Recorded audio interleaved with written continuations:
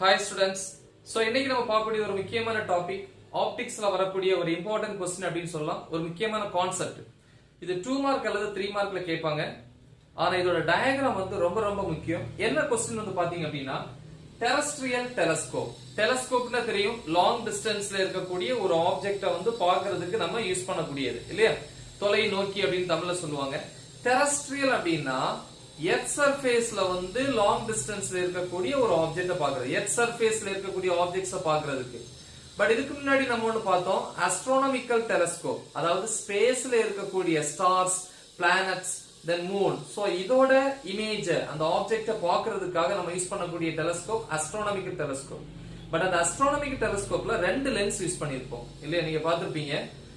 ஒன்னு வந்து பாத்தீங்க அப்படின்னா ஆப்ஜெக்டிவ் லென்ஸ், அது பெருசா இருக்கும். இன்னொன்னு வந்து ஐ லென்ஸ் ஸ்மாலரா இருக்கும். ஆனா அதுல கிடைக்கிற இமேஜ் எப்படி இருக்கும்? தலைகளா கிடைக்கும். இன்வெர்ட்டட் பட் ரியல் இமேஜ், உண்மையான இமேஜ் கிடைக்கும். ஓகேவா? சோ ஆனா எர்த் சர்ஃபேஸ பொறுத்த வரைக்கும் நமக்கு தலைகளா ஒரு இமேஜ், ஒரு ட்ரீ இருக்கு லாங் டிஸ்டன்ஸ்ல. அந்த ட்ரீயை பார்க்கும்போது தலைகளை தெரிஞ்சுச்சு அப்படின்னா நமக்கு அது பார்க்கறதுல ஒரு சுவாரஸ்யம் இருக்கு. அதனால எப்படி ரியல் இமேஜ் இருக்கோ அதே மாதிரி எரக்டா நேரா தெரியணும். ஓகேவா? இன்வெர்ட் ஆகாம நேரா தெரியணும். அதுக்காக என்ன பண்றாங்க அப்படின்னா அடிஷனலா வந்து ஒரு லென்ஸை வந்து யூஸ் பண்றாங்க. ஓகேவா? So see the diagram. எப்படின்னு பாருங்க. ஃபர்ஸ்ட் நமக்கு வந்து எர்த் சர்ஃபேஸ்ல இருக்கிற ஆப்ஜெக்ட் வந்து ரொம்ப லாங் டிஸ்டன்ஸ்ல இருக்கு. அப்ப ரொம்ப லாங் டிஸ்டன்ஸ்ல இருக்குன்னா அந்த ஆப்ஜெக்ட்ல இருந்து வரக்கூடிய ரேஸ் எப்படி இருக்கும்? parallel-ஆ இருக்கும், like an infinity. Right? see ஏதோ ஒரு ஆப்ஜெக்ட் ரொம்ப பெரிய ஆப்ஜெக்ட் வெச்சுக்கோங்க. சோ இங்க நான் என்ன வச்சிருக்கேன் அப்படின்னா ஒரு லென்ஸ். இந்த லென்ஸோட ஃபோக்கல் லெந்த் ஹை. So this is the center C ன்னு எடுத்துக்கிறேன், optical center. So இப்போ என்ன ஆகுது? இங்க இருந்து இமேஜ், ஐ மீன் அந்த ஆப்ஜெக்ட்ல இருந்து ஒரு ரே வருது இல்லையா? சோ இப்படி படுது. சோ இந்த லைனுக்கு இதுல ஒரு இமேஜினரி லைன் வரையறேன். இந்த லைனுக்கு ஒரு பேர் இருக்கு. இந்த லைனுக்கு பேர் என்னது? Principal axis. சோ இத பட்டு என்ன ஆகுது அப்படின்னா ரிஃப்ராக்ட் ஆகி இந்த மாதிரி போகுது. சோ இன்னொரு ரே சோ இந்த மாதிரி வந்து நேரா பட்டு அப்படியே ஸ்ட்ரைட்டா அப்படியே போகுது. ஓகே? சோ இன்னொரு ரே சோ இந்த மாதிரி வருது, பட்டு ரிஃப்ராக்ட் ஆகி இந்த மாதிரி போகுது. இந்த மூணு ஒரு இடத்துல மீட் பண்ணுது பாத்தீங்களா? இந்த இடத்துல the refracted rays meet at a point. இந்த பாயிண்ட்ல தான் நமக்கு என்ன கிடைக்குது? ஃபர்ஸ்ட் இமேஜ் கிடைக்குது. இப்படி இருக்கிற இமேஜ் தலைகளா கிடைக்குது. பாருங்க, ஹெட் வந்து கீழே வருது. அப்ப தலைகளா கிடைக்கும். அப்ப இது ஆப்ஜெக்ட் AB னா இமேஜ் தலைகளா கிடைக்கும். இது A டாஷ், இது வந்து B டாஷ். எந்த இடத்துல கிடைக்கும் தெரியுமா? இந்த லென்ஸ். இது ஆப்ஜெக்டிவ் பக்கத்துல இருக்கிறதுனால ஆப்ஜெக்டிவ் லென்ஸ். இந்த லென்ஸோட ஃபோக்கஸ், இதான் ஃபோக்கஸ். லென்ஸுக்கு வந்து ரெண்டு சைடு இருக்கும் ஃபோக்கஸ். இங்க ஒன்னு இருக்கும், அது F1 ன்னு எடுத்துப்போம், இது F2. அப்ப in between the distance, இந்த டிஸ்டன்ஸ் என்னது? Focal length of the objective lens. Okay? Yes. So அப்ப இந்த இடத்துல கிடைக்குது. ஓகே? ஆனா தலைகளா கிடைக்குது. அப்ப என்ன பண்ணணும்? இப்ப நான் ஒரு ஐ லென்ஸ், இதுக்கு முன்னாடி வந்து ஆஸ்ட்ரோனாமிக்கல் டெலஸ்கோப்ல இப்படிதான் இன்வெர்ட்டட் ஒரு இமேஜ் கிடைக்கும். திருப்பி நான் என்ன பண்ணுவேன்? இங்க எடுத்து ஒரு ஐ லென்ஸை யூஸ் பண்ணி அதை பார்க்கும்போது அதே இன்வெர்ட்டட் இமேஜ் கிடைக்கும். ஆனா எனக்கு எர்த் சர்ஃபேஸ்ல இருக்கக்கூடிய ஆப்ஜெக்ட்டை பார்க்கும்போது எனக்கு நேரான இமேஜ், எரக்ட் இமேஜ் வேணும். சோ அதனால என்ன பண்றேன்னா ஐ லென்ஸ் இல்லாம இன்னொரு லென்ஸை யூஸ் பண்றேன்.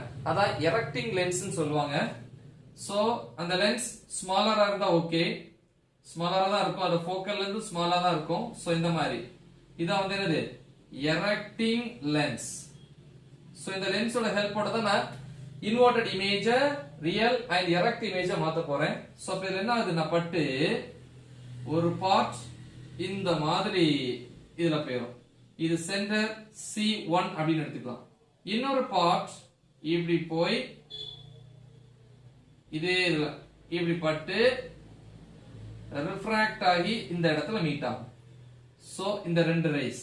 சோ அப்ப இந்த இடத்துல உனக்கு என்ன கிடைக்கும்? இந்த இமேஜ் நேரா கிடைக்கும். ஆரோ மாதிரி இப்படி.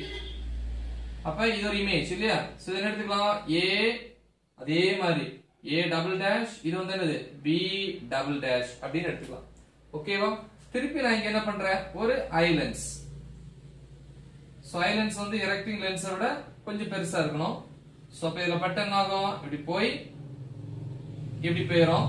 அதே மாதிரி இதுல இது சென்டர் C2 இதுல பட்டு இப்படி ஸ்ட்ரைட்டா போகும். இந்த மாதிரி parallel rays போகும்.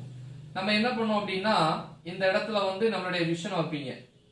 இந்த இடத்துல கண்ணை பாத்தீங்கன்னா ஐ வச்சு பாத்தீங்க அப்படின்னா இங்க இருந்தோ வர மாதிரி நம்ம கண்ணுக்கு தான் ரிஃப்ராக்ஷன்ங்கிற ப்ராசஸ் தெரியாது இல்லையா?